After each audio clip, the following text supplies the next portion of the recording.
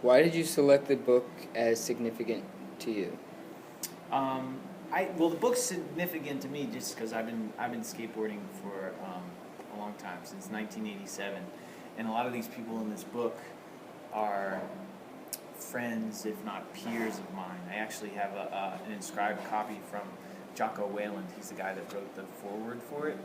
Um, and maybe I'm getting ahead of myself in answering the next question, but I just noticed that there were a fair number of ninth graders that were into skateboarding, and skateboarding is really different now in 2015 than it was when I started in the late 80s. It was a little more of a subversive subculture. You know, we were outcasts. There wasn't any, if you went to a skate park, it was in like some crummy neighborhood in a warehouse. You know, it wasn't like a nice, well-lit public park.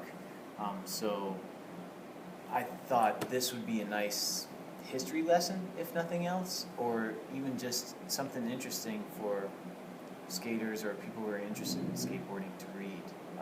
And I think the foreword says it best. It's like just the fact that there's a collection of short stories written by skateboarders. I think that's significant. You don't go to an art gallery and see like a collection of paintings done by tennis players or golfers. It's something unique to skateboarding. It tends to draw some creative weirdos, and I wouldn't have it any other way.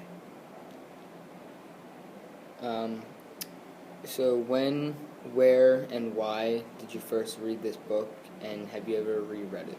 I first read it when it first came out in 2004. Like I said, my friend Jocko gave me a copy, and I think I was anticipating it. I had read like a review of it. I have reread it, not the whole thing in its entirety, but just when we were moving into our new house, I was unpacking books and found it and was like, oh yeah, I remember this. And I remember reading it and being kind of disappointed in it, but rereading certain stories, I appreciate them more because I think I went into it with certain expectations the first time, and it's really something different. Some of the stories have nothing to do with skateboarding at all, but they're just told from the perspective of a skateboarder. Why do you think the book would still matter to young people today?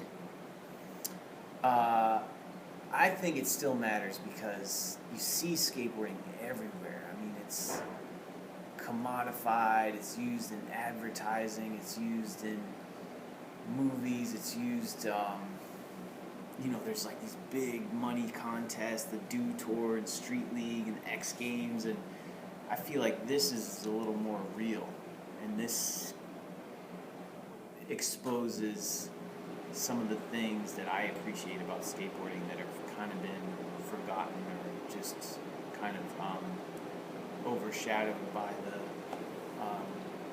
the publicity attached to mainstream skateboarding, let's say. Can you remember a favorite scene, character, or moment from the book? I just recently reread Justin Hawking's story, and I think it's just the whole thing is pretty. It has like an everyman or every skateboarder quality, and that like just him like he's riding in the car with his girlfriend, but he's looking out the window, checking out skate spots. That feeling of like, man, what am I doing in with my life? I'm laying here at the bottom of an empty pool with someone half my age. Like, shouldn't I be doing something more productive with my life? That self-doubt that kind of forces you to either stick with it or give it up. I think that's a memorable passage and a meaningful passage. What types of books do you like to read now? I like to read a whole mess of different varieties of books. Over the past year, I read a collection of essays by Sarah Vowles. She's a contributor to This American Life on National Public Radio, and I found her book in Mr. Nolan's room. He's got a great collection of books.